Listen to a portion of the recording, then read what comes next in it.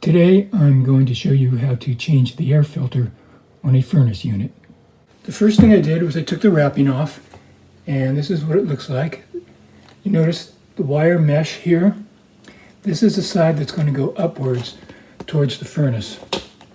And if you notice, there's the arrow. It talks about the airflow.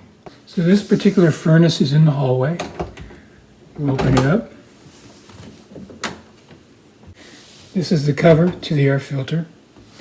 We're just going to slide this out, like so.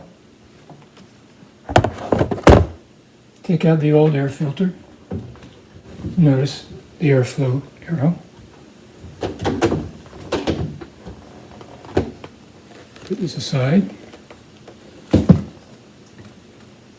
Take the new filter with the airflow arrow and the mesh side facing up towards the furnace. And there's a little track, you're just going to slide it in like that. And before you close it, you want to put the date on it, because you should change your filter every 3 months. And then we just put the cover back on and the track. Close the door. And we're all done.